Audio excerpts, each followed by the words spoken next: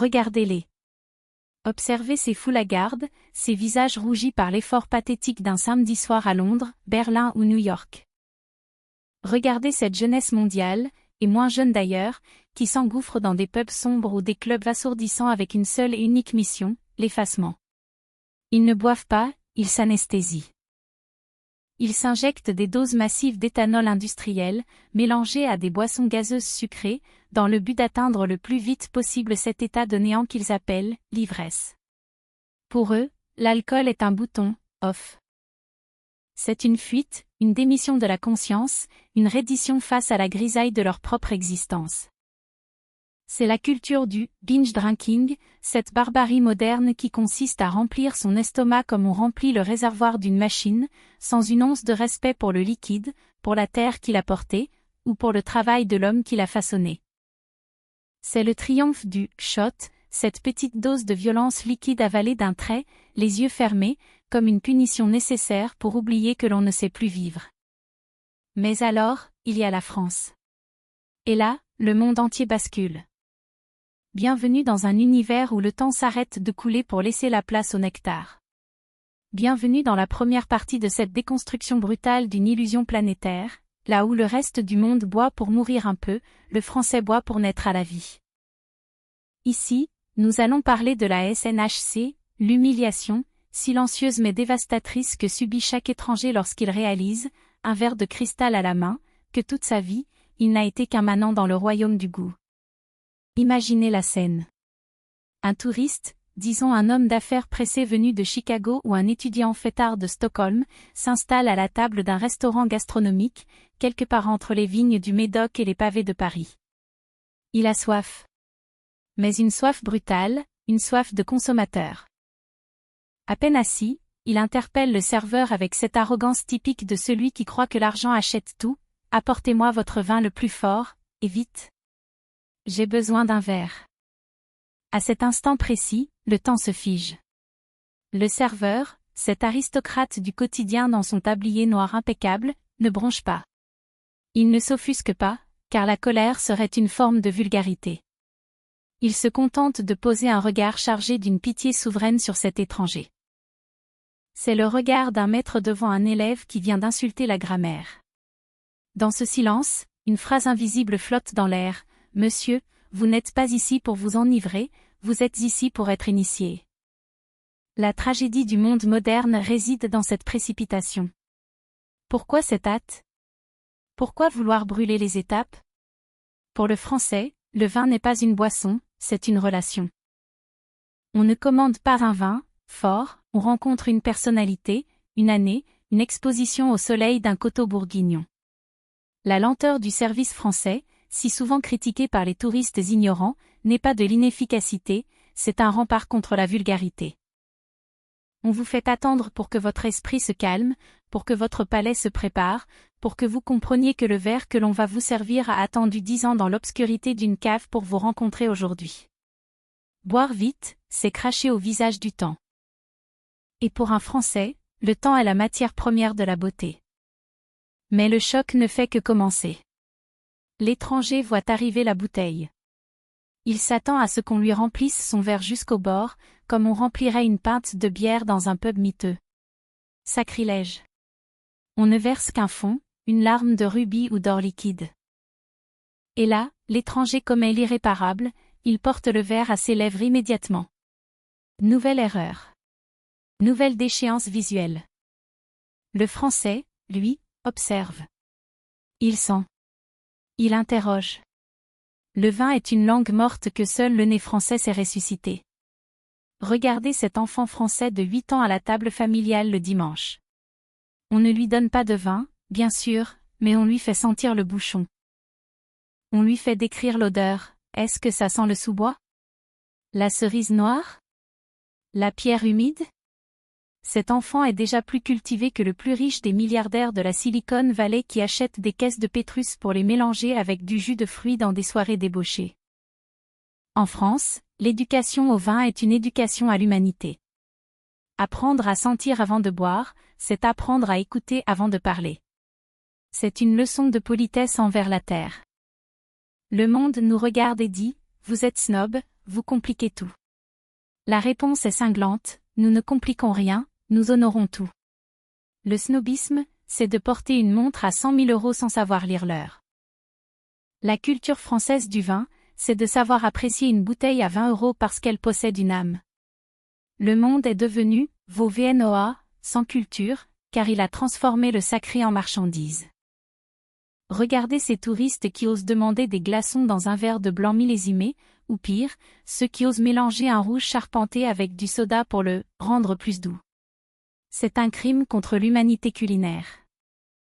C'est l'équivalent de peindre des moustaches à la Joconde pour la rendre plus fun. Chaque fois qu'un étranger traite le vin français comme un simple véhicule pour la caféine ou le sucre, c'est une partie de la civilisation qui s'effondre. Pourquoi buvez-vous? Pour oublier que vous détestez votre travail? Pour trouver le courage de parler à quelqu'un? Pour effacer la honte de votre propre solitude? Le vin français, lui, n'est pas un cache-misère. Il est un amplificateur de réalité. On ne boit pas pour oublier la vie, on boit pour la sublimer. Un verre de vin français n'anesthésie pas les sens, il les aiguise. Il rend la conversation plus spirituelle, le rire plus franc, le regard plus profond. Le « binge drinking » mondial est le signe d'une humanité qui a peur d'elle-même. La culture du vin français est le signe d'un peuple qui s'aime assez pour vouloir rester conscient dans le plaisir. L'étranger, au milieu du restaurant, commence à ressentir un malaise diffus. Il voit les tables voisines. Il voit des Français discuter pendant 3 heures autour d'une seule bouteille. Pas de cris, pas de vomissures sur le trottoir, pas de bagarre pathétique. Juste une élégance de chaque instant. Il réalise que sa manière de boire était une insulte à son propre corps. Il se sent comme un barbare qui serait entré dans une bibliothèque pour y brûler des livres afin de se chauffer. Il réalise que ce liquide dans son verre n'est pas de l'alcool, c'est de la poésie liquide, c'est du sang de terroir, c'est une chaîne ininterrompue de tradition qui remonte aux Romains. La supériorité française ici n'est pas une question de prix. Elle est une question de dignité. Regardez le mépris souverain d'un viticulteur lorsqu'il voit ses bouteilles vendues dans des supermarchés américains entre le papier toilette et les chips. Il sait que ces gens ne comprendront jamais. Ils boiront l'étiquette, ils boiront le prix, mais ils ne boiront jamais le vin. Ils resteront à la surface des choses, dans la consommation brute, sans jamais atteindre cet état de grâce où le goût devient une émotion. C'est là que le piège se referme sur l'étranger. Il regarde son verre en cristal. Ce verre n'est pas qu'un contenant, c'est un miroir. Un miroir impitoyable qui lui renvoie l'image de sa propre grossièreté. Il voit son reflet dans la transparence du cristal et il a honte. Honte de toutes ces années passées à boire du poison industriel dans des gobelets en plastique rouge. Honte d'avoir cru que boire signifiait perdre le contrôle. Il réalise qu'il a vécu dans l'obscurité, nourri de substituts, alors que la lumière était ici, dans cette petite dose de fermentation parfaite. La France ne vous offre pas du vin. Elle vous offre une leçon de vie. Elle vous dit, regardez cette couleur, écoutez ce silence, goûtez cette terre. Arrêtez de courir, arrêtez de hurler, commencez à être. L'étranger est terrassé. Il ne peut plus boire. Il reste là, le verre à la main, pétrifié par la profondeur de ce qu'il vient de découvrir. Il a compris que le vin français est la frontière ultime entre la civilisation et la sauvagerie. Une fois qu'on a franchi cette ligne, il n'y a plus de retour en arrière possible. Tout le reste du monde lui semblera désormais fade, vulgaire, désespérément vide. Mais attendez. Le choc sensoriel n'est que la première étape. Car après l'humiliation vient la révélation. Une fois que l'étranger a accepté sa propre défaite, une fois qu'il a reconnu sa barbarie, il est enfin prêt pour le miracle. Il est prêt à comprendre que le vin n'est pas seulement un liquide, mais le ciment d'une société qui refuse de mourir de froid dans le vide numérique de la modernité. Préparez-vous pour la suite. Car après avoir appris à se taire devant le vin, l'étranger va apprendre à parler grâce à lui. Il va découvrir que la véritable magie du terroir ne se trouve pas dans la bouteille, mais dans ce qui se passe une fois que le bouchon a sauté. Il va comprendre pourquoi la France est le dernier sanctuaire de la joie humaine dans un monde qui a oublié comment sourire. Le voyage ne fait que commencer, et la chute de ses certitudes sera totale. L'humiliation a fait son œuvre. Le miroir a parlé. Mais ne vous y trompez pas, ce n'était que le prélude, l'indispensable démolition des fondations pour laisser place à l'édifice de la conscience. Une fois que l'étranger a accepté sa propre barbarie, une fois qu'il a déposé les armes de sa précipitation vulgaire, il entre dans la phase de la sédimentation. Ce n'est plus un simple client dans un restaurant, c'est un néophyte devant un hôtel. Bienvenue dans la seconde partie de cette métamorphose spirituelle, là où le vin cesse d'être une boisson pour devenir un sacrement, et où le terroir français s'impose comme la seule véritable religion capable de sauver l'humanité de sa propre robotisation. Regardez-le maintenant, cet étranger. Son rythme cardiaque a ralenti. Il ne cherche plus l'ivresse, il cherche la connexion. Il observe cette bouteille à 20 € posée au centre de la table. Dans son pays, 20 €, c'est le prix d'un oubli médiocre, d'un liquide standardisé acheté dans une supérette anonyme pour étourdir une soirée solitaire. Mais ici, en France, ces 20 € ont acheté 4 heures d'éternité. Pourquoi ? Parce que le vin français n'est pas un produit, c'est un lubrifiant social pour l'intelligence et l'empathie. C'est ici que le choc culturel devient abyssal. L'étranger réalise que chez lui, on boit pour s'isoler, même en groupe. On boit pour s'enfermer dans sa propre bulle de plaisir égoïste ou de tristesse sourde. En France, on boit pour s'ouvrir à l'autre. Le vin est le chef d'orchestre d'une symphonie de mots. Il délie les langues sans jamais altérer la dignité. Il permet ces débats sans fin sur la politique, l'amour, la mort ou la forme des nuages. L'étranger voit ces Français rire, s'agiter, s'écouter vraiment. Il comprend que la bouteille est le point de ralliement, le totem autour duquel la tribu se réunit pour célébrer le fait d'être ensemble. C'est une technologie de la relation que la Silicon Valley ne pourra jamais coder. Et puis, il y a la rencontre avec le terroir. Ce mot que le monde entier nous envie et que personne n'arrive à traduire. L'étranger porte enfin le verre à ses lèvres, mais cette fois, il le fait avec une lenteur de pèlerin. Il ferme les yeux. Et là, c'est l'explosion. Ce n'est pas du raisin fermenté qu'il goûte. C'est l'histoire d'un sol calcaire, c'est le souvenir d'un printemps pluvieux d'il y a 7 ans, c'est la caresse d'un soleil de septembre sur un coteau de la Loire ou du Rhône. Il entend l'histoire de la Terre. Pour un citoyen d'une nation née d'hier, habitué aux environnements aseptisés et aux saveurs chimiques calibrées par des algorithmes, cette profondeur est bouleversante.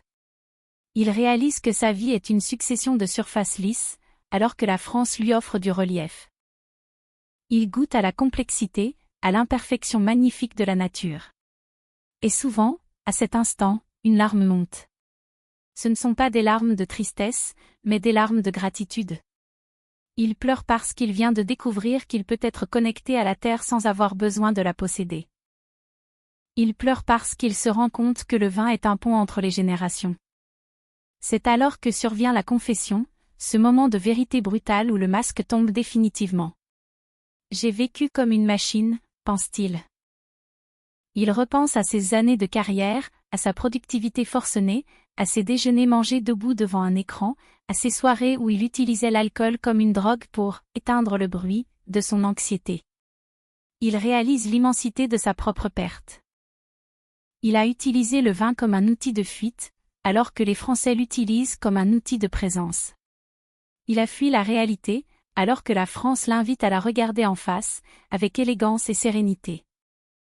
C'est une leçon d'humanité qui lui est donnée par un simple vigneron qui, à des centaines de kilomètres de là, a décidé de laisser faire le temps plutôt que d'utiliser des additifs. Parlons de cette guerre culturelle invisible. Pourquoi le reste du monde essaie-t-il désespérément d'industrialiser le vin ? Pourquoi ces marques mondiales produisent-elles des millions de hectolitres de jus de bois, vanillé et sucré pour plaire au plus grand nombre ? Parce que le monde a peur de la singularité. Le monde veut de la prévisibilité, du standard, de l'efficace. La France, elle, protège le vin comme un bétail précieux, comme un membre de la famille. Elle accepte que chaque année soit différente. Elle accepte le risque. Elle garde ses secrets dans des caves humides plutôt que dans des bases de données. L'étranger comprend enfin le mépris français pour le vin industriel. Ce n'est pas du snobisme, c'est de la légitime défense. C'est protéger le « sacré » contre le « marchand ». Vous pouvez avoir tout l'argent du monde, vous pouvez acheter les domaines les plus chers du Bordelais, si vous n'avez pas l'âme pour comprendre que l'on ne fabrique pas un vin mais qu'on l'accompagne, vous resterez un barbare avec un chéquier. L'élégance d'un après-midi passé à siroter un rosé frais en Provence, en regardant les ombres s'étirer sur les oliviers, est une richesse qui ne s'achète pas. Elle se mérite par la patience. Elle s'acquiert par le renoncement à l'urgence. Nous, Français, nous marchons parmi ces miracles tous les jours avec une insouciance qui confine à l'insolence. Nous trouvons normal que le vin soit sur notre table. Nous trouvons normal de passer 2 heures à table un mardi soir. Nous oublions que nous sommes les derniers gardiens d'un Graal, que le monde entier cherche à nous voler ou à nous imiter, sans jamais y parvenir car ils n'ont pas notre culture de la perte de temps productive. Nous sommes les héritiers d'une lignée de jouisseurs intellectuels qui ont compris que la vie est trop courte pour être bu d'un trait. L'étranger repartira bientôt. Il retournera à Londres, à New York ou à Berlin. Mais il ne sera plus le même. Il est désormais infecté. Il entrera dans un bar de sa ville natale, il regardera les gens s'enfiler des shots, de tequila ou des cocktails fluorescents avec une tristesse infinie. Il verra l'agitation, le bruit, la vulgarité de cette ivresse triste. Il cherchera désespérément une bouteille qui lui rappellera la France. Il deviendra celui qui, au milieu d'une fête bruyante, restera silencieux, un verre à la main, cherchant dans la robe du vin un reflet de ce soleil français qu'il a laissé derrière lui. Il est devenu un exilé du goût. La France ne lui a pas seulement donné du plaisir, elle lui a donné une exigence qui rendra tout le reste de sa vie insupportable. Alors, à vous, mes compatriotes, je vous le dis avec toute la force de ma conviction, ne laissez jamais le monde salir votre verre. Ne laissez pas les modes, le marketing ou le puritanisme hygiéniste mondial ternir votre art de vivre. Votre rapport au vin est votre dernier rempart contre la déshumanisation. Tant que nous saurons nous asseoir, déboucher une bouteille et parler pendant des heures, nous serons invincibles. Notre vin est notre drapeau, notre langue est notre prière. C'est la preuve que l'homme peut encore être maître de son temps. Et pour vous, étrangers qui nous regardez avec un mélange d'envie et d'agacement, nous vous posons cette question, avec toute la morgue que vous nous prêtez si volontiers, quand allez-vous enfin arrêter de boire pour oublier et commencer à boire pour exister ? Quand allez-vous comprendre que la véritable ivresse n'est pas celle qui vous fait tituber, mais celle qui vous fait grandir ? Vous pouvez continuer à vous abrutir de cocktails sucrés et de boissons industrielles. Vous pouvez continuer à célébrer la vitesse et la productivité. Mais sachez qu'à chaque seconde, quelque part sur un coteau de France, un vigneron regarde ses grappes mûrir et se rit de votre agitation. Il sait que la vérité est dans le verre, et que cette vérité est réservée à ceux qui ont le courage de s'arrêter. L'histoire ne se souviendra pas de ceux qui ont bu pour s'effacer. Elle se souviendra de ceux qui ont su transformer un fruit de la terre en une conversation éternelle. La France a choisi son camp, celui de la poésie contre la chimie, celui du lien contre l'isolement, celui de la joie contre la stupeur. Alors, la prochaine fois que vous porterez un verre de vin français à vos lèvres, faites-le avec respect. Vous n'êtes pas en train de consommer de l'alcool. Vous êtes en train de boire la France. Et croyez-moi, c'est un privilège que vous ne méritez sans doute pas, mais que nous avons la magnanimité de vous offrir, une gorgée à la fois. Gardez vos shots, gardez votre binge drinking, gardez votre vulgarité productive. Nous gardons le terroir. Nous gardons l'esprit. Nous gardons la vie. À votre santé, monde barbare. Et puisse un jour une goutte de notre élégance liquide réussir à irriguer le désert de votre âme.